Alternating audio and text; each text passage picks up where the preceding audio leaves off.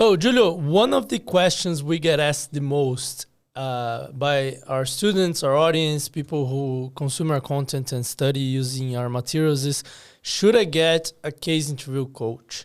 And today I wanted to tackle this question because I don't think the answer is obvious and there's lots of nuances revolving around it. So I think we're qualified to answer this because of our experience, both as coaches and by producing content to thousands of people that they use. So just to share with the audience a bit of our coaching experience, we started crafting cases by doing coaching, basically. Yeah. But instead of doing what most people in the market do, which is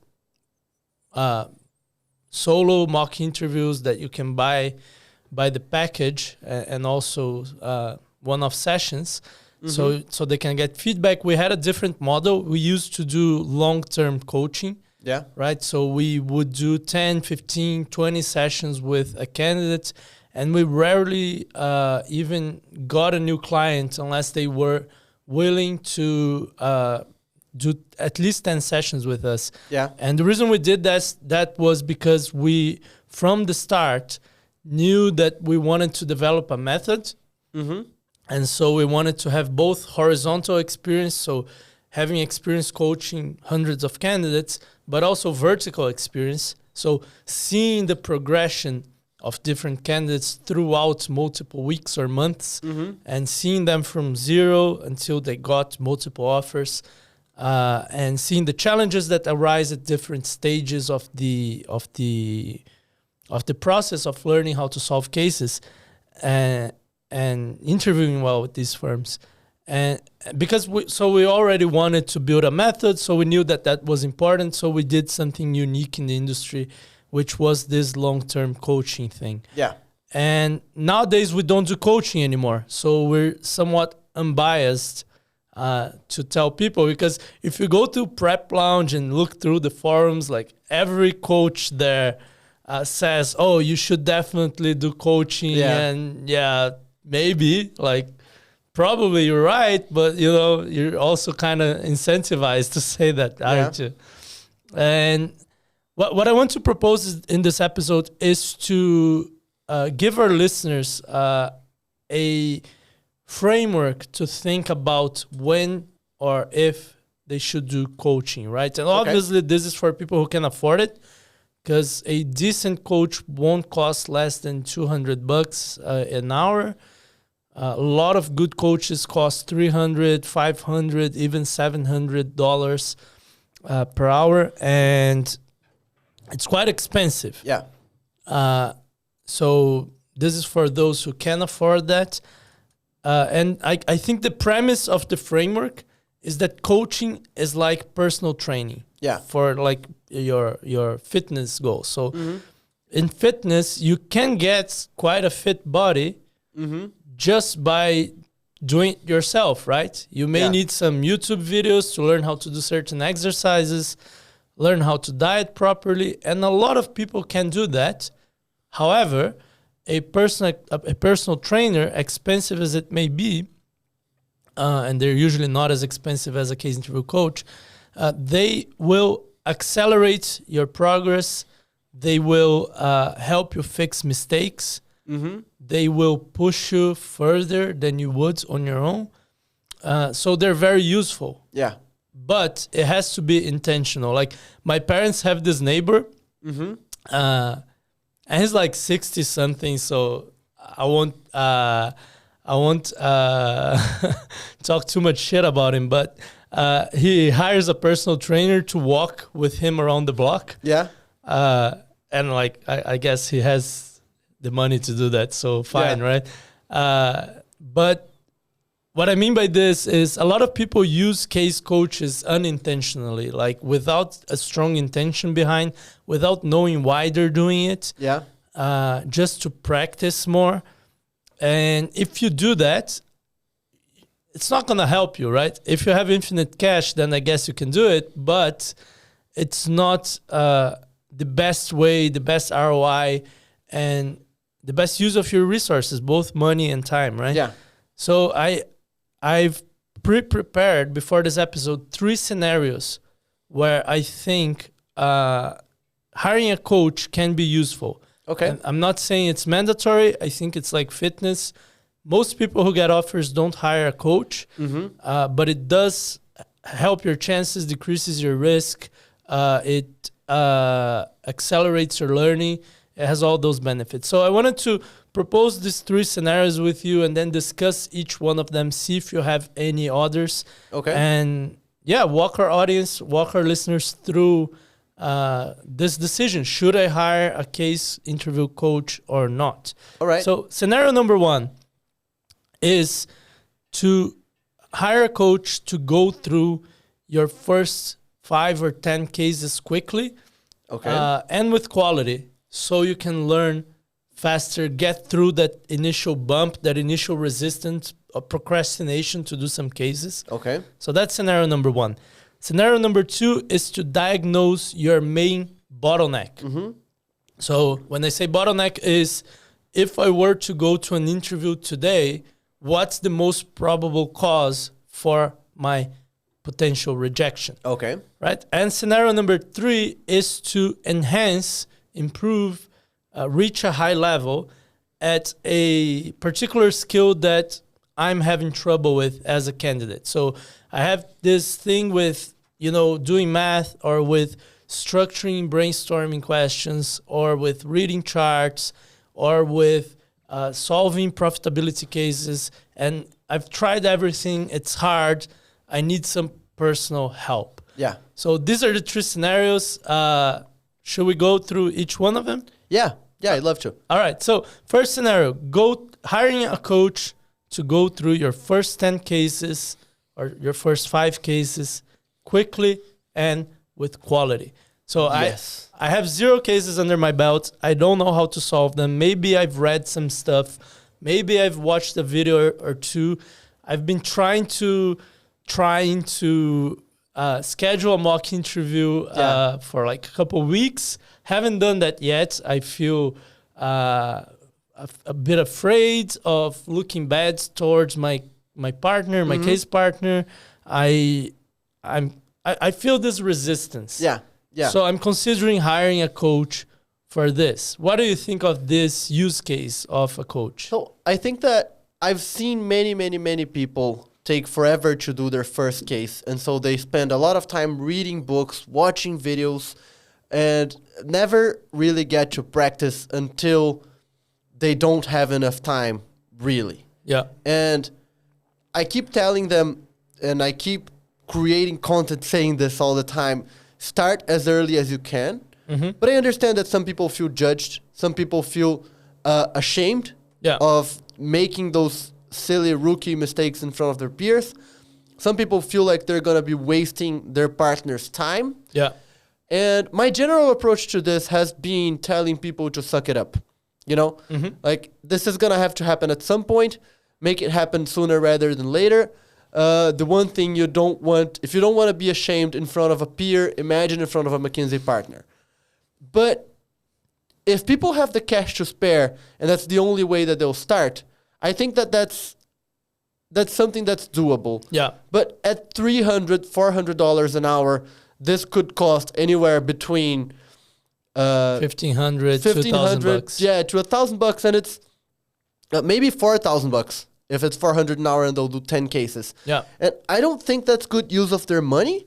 But if it's the only way that it'll get them out of this hut and get them to start, then yeah, I would say do it.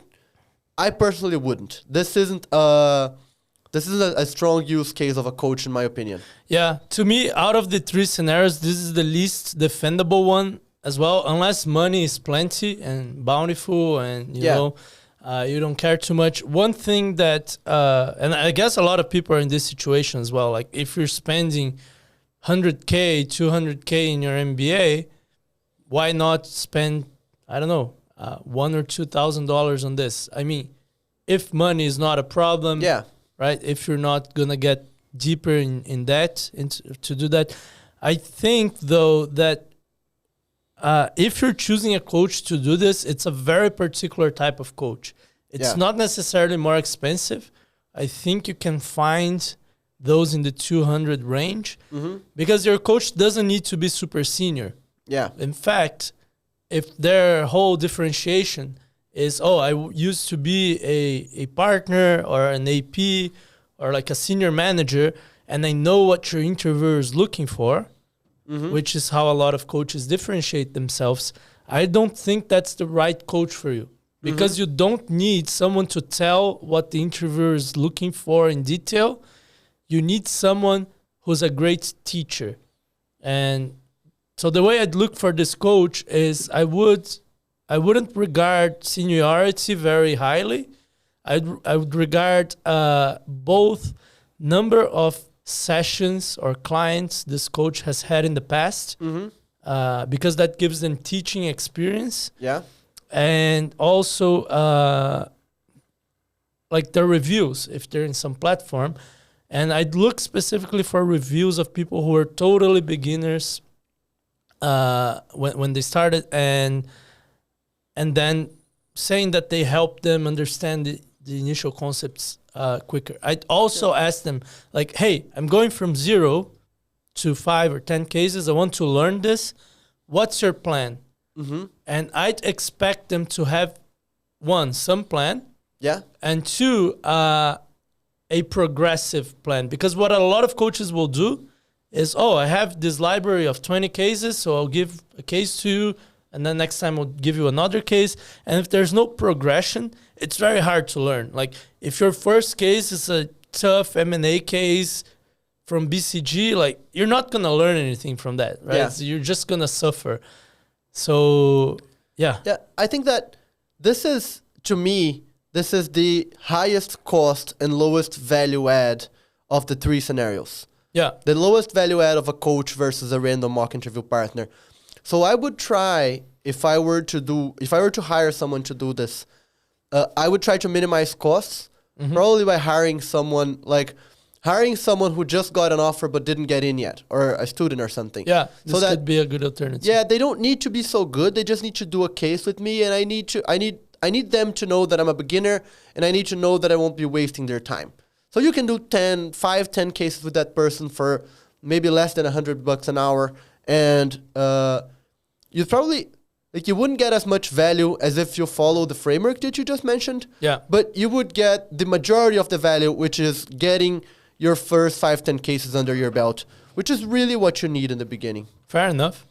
Okay, so let's move on to the second use case. And to me, this is the most interesting one. Diagnosing your major bottleneck or your major or most probable cause for rejection. Okay. What do you think of this one? Here, I think there's a lot of value. So the way I see diagnosing your bottleneck, it varies depending on the bottleneck, and the bottleneck varies depending on what stage you are. When you're just starting out, your bottleneck's going to be very clear to you. Yeah. Especially like if you've just gone through our free course, which separates the 6 types of questions that an interviewer can ask you, it will be pretty clear to you if you take just a little bit of notes when you're preparing what is hardest to you. Right. And then you can work a lot on that. But at some point, after doing this a couple of times, it's going to be less and less clear. Yeah. And at that point, I think that it's worth it trying new methods if you're now having trouble diagnosing your own issue. And I think a coach will have a lot of value, a good coach, versus a mock interview partner or yourself. Yeah, I agree. When you're starting out, if you have like 10 cases under your belt, and these are reference points, right? Yeah. So you can have 10 cases and be great if you've done other stuff as well. But let's say to the average candidate, if you have 10, 15 cases under your belt, you can very reliably self-diagnose your major bottleneck. Yeah. So you go through our free course. There are 6 types of questions. You intuitively know which question are you weakest at because of the cases you've done. You know where you fail, and each type of question has 3, 4, 5 steps. Yeah, you probably know which of the steps is the major hurdle for you. Once you get more experienced and the obvious stuff is out of the way, Yeah.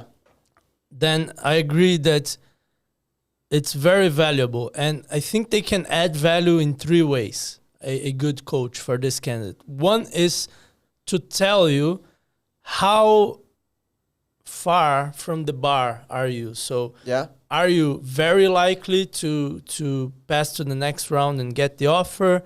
Are you, 70% likely? Are you half and half, 50%?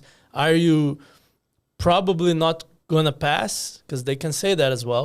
Are you surely not going to pass? That's one other answer. So that's one thing. They can give you a gauge of how good you are. The second thing that I think they can add value to you is by showing you blind spots. So things you thought you were great at or good at, and that you're actually not. Okay. Right? So maybe you think you're good at structuring brainstorming questions. But when you get down to it, you actually don't structure, or you just use poor structures, or you ramble too much. So they can show you some blind spots. And I think the third thing that can help you a lot here is by, let's say you make math mistakes in analysis questions all the time. Yeah. Often there are some patterns to it. And they may help you notice those patterns. So one pattern that you may or may not notice by yourself is you always make the mistake in the number of zeros. Yeah. Right? So they may help point that out to you. That's not so hard to do on your own, but I've seen candidates not noticing that. Yeah. Another one that's more tricky is, hey, have you noticed that the specific way that you structure these equations make you confused later on? For example, because you don't write down the variables in a precise way. And so when you're 3 minutes into the question, you go back into your equations, your step-by-step structure to solve this analysis, you forget what the variable actually meant. And then when you do the math, it doesn't make sense anymore. So they can point out these very specific things and give you very specific solutions to that. For example, whenever you have variables in your structure, write them down fully instead of abbreviating them, trusting yourself that you remember what that meant. Yeah. So I think this is another use case. And for this type of coach, I think you need someone more experienced. Yeah. Especially with coaching. Someone who has results, has gotten offers to people. One good question to ask this type of coach is, have you ever had a candidate who was rejected before and who has gotten offers after working with you? Yeah. And if so, what specifically did you do to help them get the offer? And the type of answer that you're expecting from a good coach is, oh, yes, I had this client once. He didn't pass because of this feedback. When I started working with him or with her, what I actually noticed is that this broad feedback that the firm gave was actually this specific thing. Because sometimes firms will say, oh, your business sense is not good. But they're never going to give you specific feedback. Yeah. So I got this feedback. It was actually this specific thing. And there was this unrelated thing that was blocking my client to do this well. So we unlocked this. I taught him how to do this through this technique or using this method or using this type of practice. Right. So you wanna see them break down their client's problem into a very specific sub-skill that they were doing wrong. Yeah. You want them to show that they can diagnose something and then give a good treatment. So kind of like how a doctor thinks. Yeah. Right? Or how a consultant thinks, right? Yeah. So you want them to think like a consultant through their preparation. Yeah. And anything to add on this one? To me, it's clear that this is the highest value to cost. You should probably hire the most expensive coach for diagnosing bottlenecks. Or like this is where it would be okay to hire the most you can afford. Yeah, the most you can afford, and look less at the cost than you would at the other scenarios. Also because you only need a couple sessions. Exactly, precisely. Even one. So you only need one or maybe two, probably only one. And it's a lot of value because you get out of the session with a lot of stuff to do. Yeah. Yeah. So this is my opinion in this one. Yeah. Or maybe a little bit to do.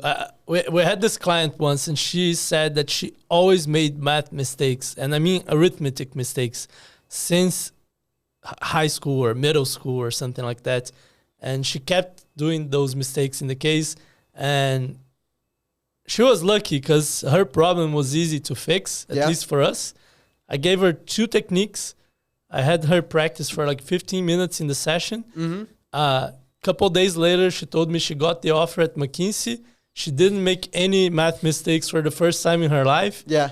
And I wouldn't say that's the usual thing because some stuff take more time to fix. But yeah, sometimes you'll have a lot of stuff to do. Sometimes it's just a small thing that's easy to fix in the right hands. Yeah. And that unlocks everything else. Yeah. Right? What I would say is only hire a coach for diagnostics if you've tried to diagnose yourself before. Oh, yeah. Because sometimes you're going to find your problem. Like I said in the beginning, it's easy.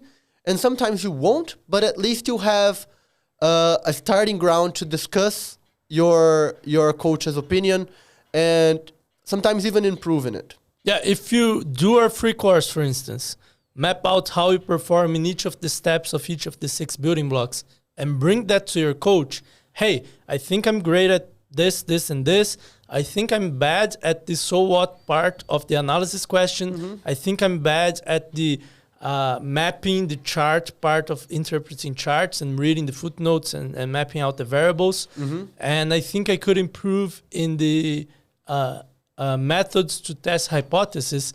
And these are just examples, but if you bring this much detail to your coach, they can probably help you a lot more. A good coach will still test everything, because they can't really trust your judgment as a candidate. But I agree with you. It's more bang for buck if you've done the work before. Yeah.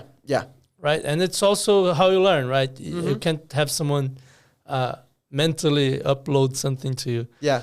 Okay. Third scenario that I think could make sense to hire a coach is to enhance a particular skill. So let's say you are bad at structuring frameworks for non-traditional cases. Yeah. Let's say that. And you're thinking of hiring a coach for that. What are your thoughts? So this is tough. This is tough because most coaches won't do this. Or at least most coaches that you'll find online randomly, and they'll say they do it. They'll say they do it because they want the job. But yeah, but what most coaches do is just give you a case and work with you through a full case, and then give you feedback on that, on whatever you did wrong. They'll say they'll do this, but most coaches don't have the experience that they need to do this. Like, they need the experience to find well thought out examples and exercises for your very specific problem. Yeah. They're probably going to have to come up with that on the spot because they might have never seen your problem before. So this is a tough one because it's hard to do on your own, and it's also hard to find a coach that will have the necessary experience to help you do that. Yeah, I think I agree with you. Just like the first use case of going through your first 5 or 10 cases, you need someone who's a good teacher, who has good examples to give you, who has some material ready, some drills, some question examples, answer templates, and who can guide you through, like, why, for example, is this framework structured the way it is? How could you have thought of this if you didn't know this problem before? Like, what are the kind of like pre-made frameworks that could have inspired you? And what specific steps could you have done to switch the framework and adapt it to something that's specific for this case? But unlike so you need great teaching skills, but unlike the first use case, you need specialized teaching skills. Because if I'm to teach someone the first 5 or 10 cases, I'm going to start with simple cases. I'm going to go into, average difficulty cases and try to do it in a progressive way. But it's kind of teaching a generalist skill, right? How to solve a case, how to control the case. Yeah. But if I'm teaching a very specific skill, like how to create a framework from scratch, or how to structure an analysis, or how to create a good issue tree for a brainstorming problem, then I kind of need that specific skill set of teaching that specific skill. Yeah. And as you said, most coaches don't have specialized experience, nor the materials, nor the techniques to teach you how to do that. So I think in this case, one of our courses, which are made for that, for teaching specific skills with specific techniques and specific examples, is better, because we spent like 4, 5, 6 months up to a year in the methodology of each of those courses. So I think it's more bang for your buck. It's cheaper than the hourly fee of a coach that could teach you this well. Yeah. And it has like hours and hours, dozens of hours of content in each, and practice as well. And if you want to get a coach to see, like a personal trainer, like sometimes you want to have someone seeing, hey, you're progressing here. Good job. You were a 6, now you're an 8. You were likely to get rejected. Now you're likely to pass, but you still have this one thing that you could improve. If you want that kind of personal help, I think and you need to have the money for it, of course, but I think it's the perfect situation to use a coach combined with a course. Yeah. It could be ours, it could be someone else's. I'm not aware of other people in the market that do specialized courses for specific skills. And I don't think a generalist course would help you too much with this, but yeah, that's my take on it. Yeah, so I think that if you're going to spend money on improving a specific skill, then a course definitely goes before a coach, because a course has the distilled knowledge of someone who's seen a lot of that very problem. And it has exercises that are chosen for that specific problem and to improve in that specific problem. So it definitely comes before a coach. Whether you hire a coach or not. These are independent decisions.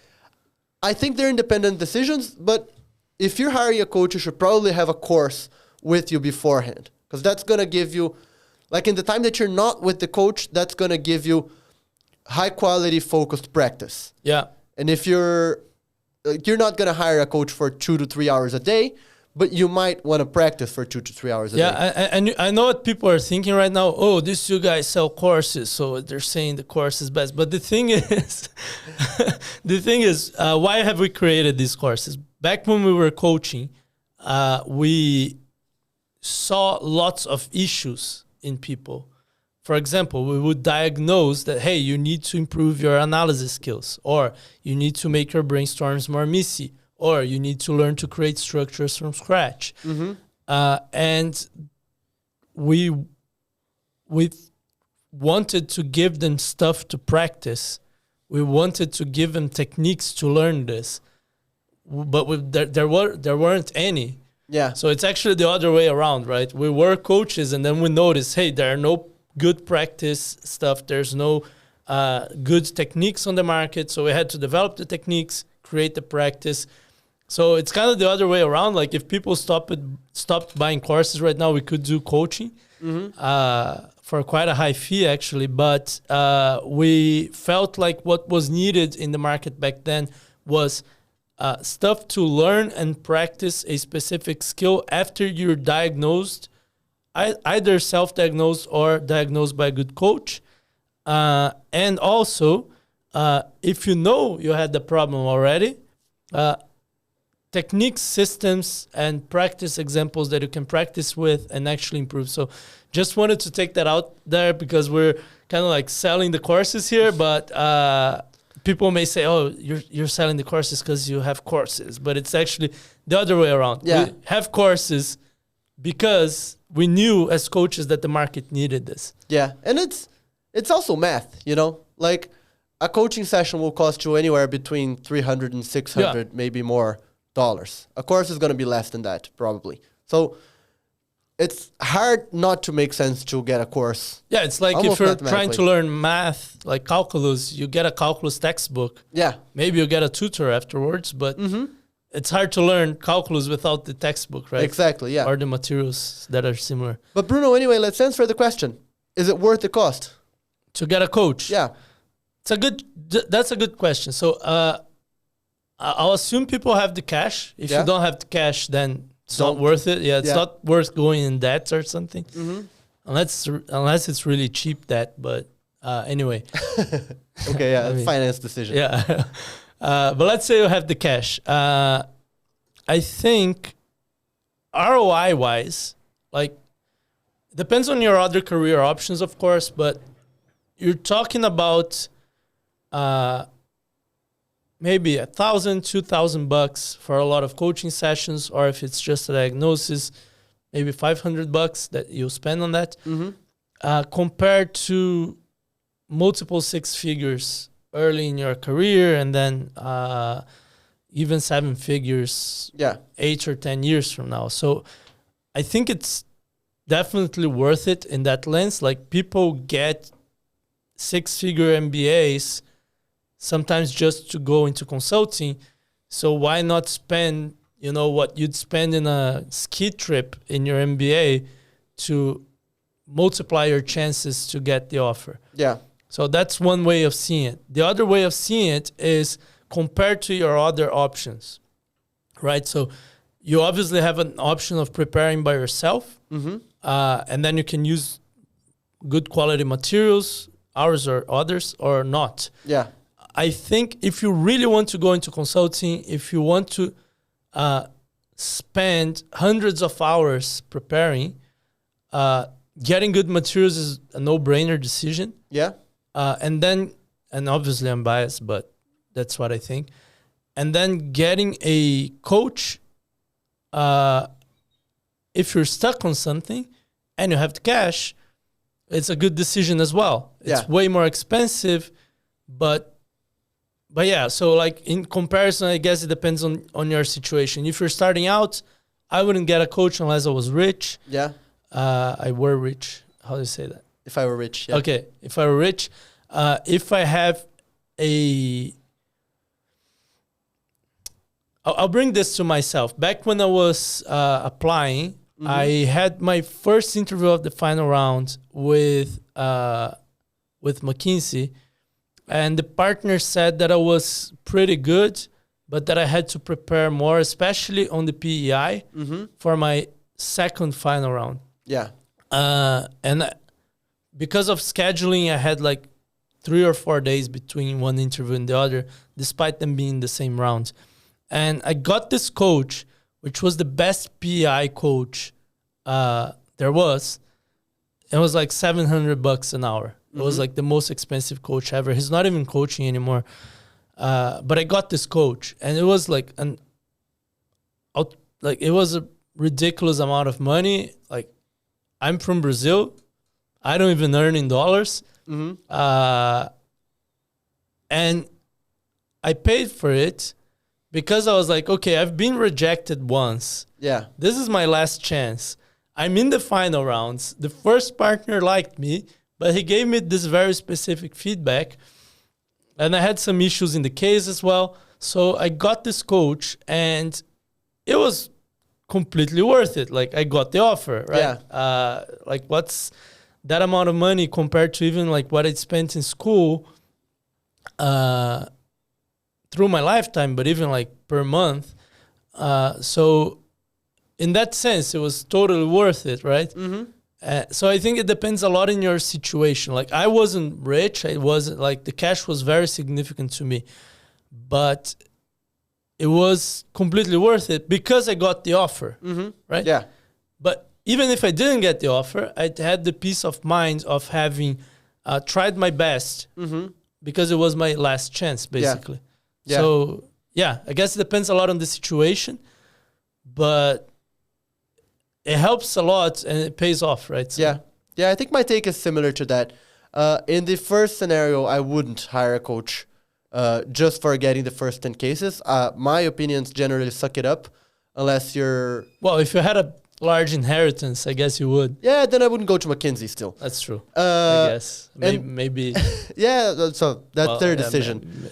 On scenario number 2, I think that it's definitely worth it, especially if you are stuck. Yeah. If you're not clear what your problem is, and if you get varying feedback from different people, yeah, and you don't suck, because sometimes you get varying feedback because you've done like 3 cases and you suck at everything, and that's yeah, of normal. course. Yeah. Of course. Like, you've tried to do your own diagnostics a lot. You've done many cases. You've gone through our free course. It's not clear to you where you are, where you should be going, then that could be worth it. And for solving a specific skill, I think that it is worth it if you really need it, but generally a course will do the job. Yeah. That's my take. Okay, I agree with you. All right. Cool. I guess, have you answered that question? I think so. Okay, cool. All right.